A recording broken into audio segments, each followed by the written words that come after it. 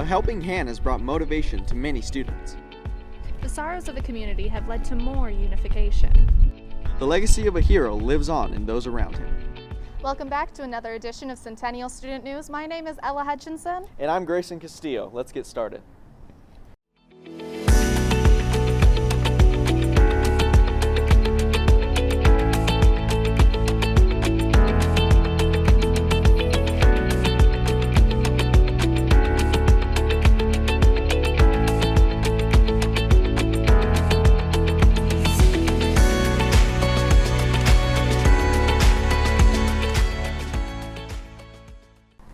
The recent death of a local police officer has spurred the community to come together. That's right, Ella, and many local businesses are coming together and finding new ways to fundraise for the officer's family.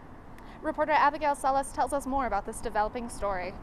On February 4th, a New Mexico State police officer was killed during a shooting on I-10 near Deming and Las Cruces. House of Graphics is a sign shop that makes banners and decals, and they have always tried their best to help out the community. It's always important to help out your community because I think it just strengthens our community as a whole, especially right now. We're in a pandemic.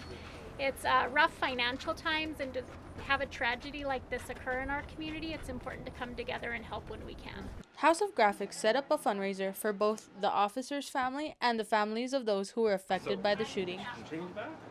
A $5 decal sale, one for the state police where the officer passed away, and then one for LCPD where the officer was shot and injured. House of Graphics started selling the decals on Friday, February 5th, and will be doing this fundraiser until next week. In just one day, they raised over $11,000. We just thought it'd be the best thing to do because one, we have the ability to help and we have the ability to make a difference, and we thought we'd use our skills to help raise money. If you can, stop by House of Graphics to buy a decal and help raise more money for the fundraiser. For Centennial Student News, this is Abigail Salas reporting.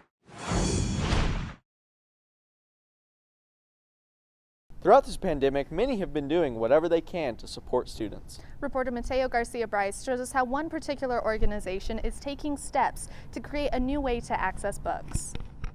Access to literature is a large indicator of the literacy level in communities.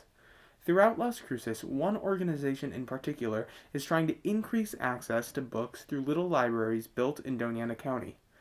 Trisha Helfinger and Doña Ana Little Libraries are leading the charge to get more of these libraries built. And so our goal is to add at least 25 new little libraries in the rural areas or the areas that don't have any, so that, if you're a low-income family or a family without a vehicle, you could walk a few blocks and get to a little library and get some books to read. While working towards their goal of getting 25 new little libraries set up throughout Doña Ana, the community has rallied around them to give them the books and supplies needed. Community members in particular, like Liz Ellis, have built their own little free libraries in their neighborhoods to give back. Just decided it was something that we wanted to offer up, that everybody should be able to have a book to read when they need one. Dorothy Webb is a community member who has been donating books over the past year. And also for the children, they also, I buy color books and crayons and things like that, so they can have something to do, especially during the COVID. If you're interested in donating or getting books, a map and list of locations is available on Doña Ana Little Libraries and Pantries Facebook group. For Centennial Student News, this is Mateo Garcia-Bryce reporting. And now let's take it over to Angelina Randazzo for an update on weather. Hey Hawks, what a great view and even better weather. I'm here to give you your weekend's weather forecast. Today on this lovely Friday afternoon, the high will be 70 and the low will be 38. Looking into tomorrow, the high will be 63 and the low will be 34. On Sunday, it will be partly cloudy with a high of 66 and a low of 39. Monday starts off the week sunny with a high of 67 and a low of 39. That wraps up this weekend's weather forecast. Have a hawktastic weekend.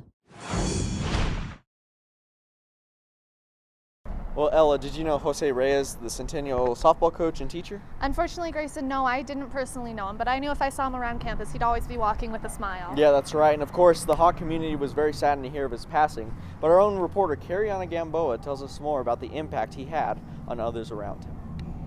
Coach Jose Reyes, you just won the 5A state softball champs. How do you feel, sir? How do you feel? Very tired, and I'm glad I'm home. What are you going to do next? I'm going to Disney. Mr. Reyes worked at Centennial as a sped educator and softball coach, giving his time and energy to help students. He later moved on to Sonoma Elementary and Las Cruces High to coach. But recently, and unfortunately, he passed away due to COVID-19. But throughout his life, he made such a big impact in the Las Cruces community. Everyone who knew him in the community talked about how kind he was and how giving of his time he was, that he would do anything to help someone else.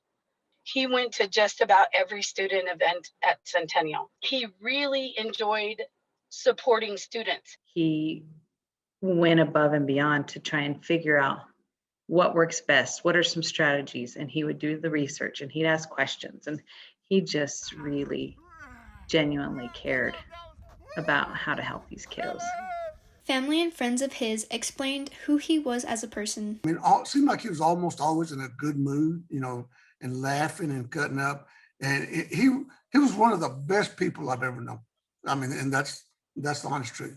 He just was such a neat guy that he made people laugh. He was always in a good mood, and he really went out of his way to make everybody feel like they belonged.